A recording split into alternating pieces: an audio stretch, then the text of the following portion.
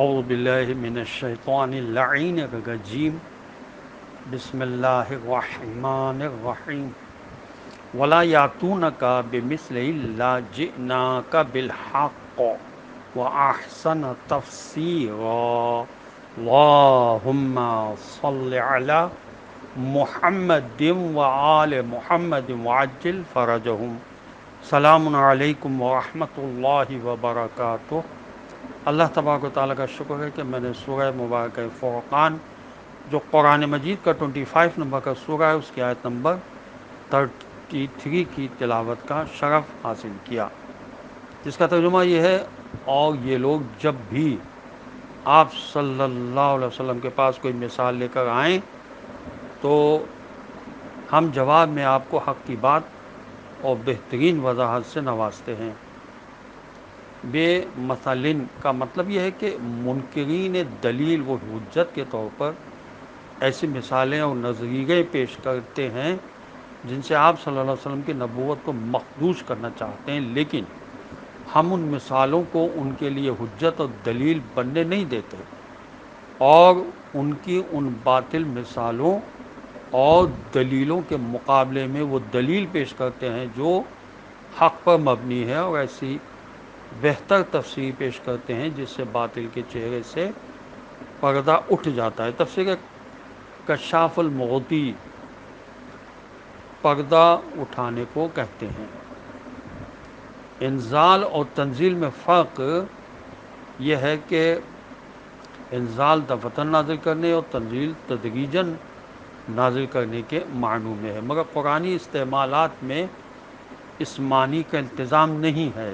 چند مثالیں: سورہ مبارکہ انعام جو قرآن مجید کا 6 نمبر کا سورہ ہے، اس کی آیت نمبر 37 میں ارشاد ہوا: وَقَالُوا لَوْلَا نُزِّلَ عَلَيْهِ آیَةٌ مِّن رَّبِّهِ، اور وہ کہتے ہیں اس نبی پر اس کے رب کی طرف سے کوئی معجزہ نازل کیوں نہیں ہوا.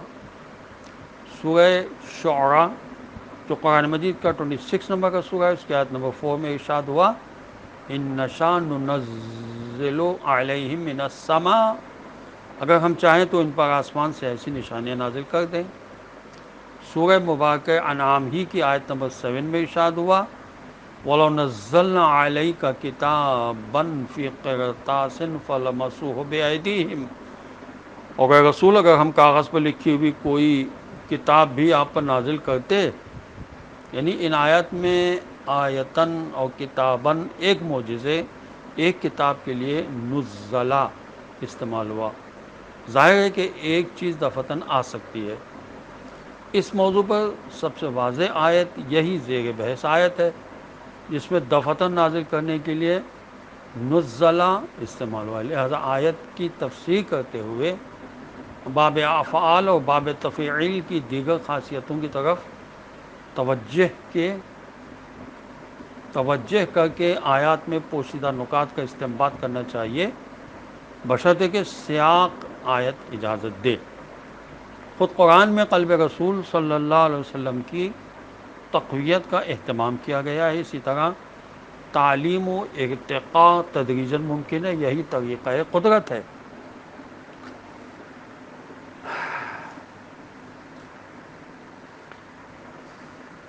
حضرت علی السلام فرماتے ہیں اللہ کے نزدیک سزا کے لیے جاننے والے عالم اور نہ جاننے والے جاہل برابر نہیں ہیں. اللہ تعالی ہمیں علم کے ذریعے فائدہ پہنچائے اور اپنی ذات کے لیے خالص قرار دے، بے شک وہ سننے اور قبول کرنے والا ہے. حضرت امام جعفر صادق علیہ السلام کا ارشاد ہے کہ عالم کا ایک گناہ بخشے جانے سے پہلے جاہل کے 70 گناہ بخشے جائیں گے. حضرت رسول اکرم صلی اللہ علیہ وسلم کی حدیث ہے کہ جہنم کے فرشتے بت پرستوں سے پہلے فاسق حاملین قرآن یعنی بے عمل علماء و قاریان قرآن کی طرف لپکیں گے. وہ پوچھیں گے بت پرستوں سے پہلے ہمیں کیوں لے جایا جا رہا ہے؟ جواب ملے گا جاننے والے اور نہ جاننے والے برابر نہیں ہیں. اور بحر الانوار میں یہ حدیث موجود ہے کہ ایک روایت میں کہ پیغمبر خدا صلی اللہ علیہ وسلم نے علماء کے بگاڑ کی وجہ سے امت کے مبتلا ہونے کا تذکرہ کیا. راوی کا بیان ہے بس رسول خدا صلی اللہ علیہ وسلم رونے لگے ان کے رونے کی وجہ سے ہم بھی رونے لگے، تو ہم نے پوچھا یا رسول اللہ صلی اللہ علیہ وسلم آپ کو کیا چیز رلا رہی ہے؟ فرمایا بدبختوں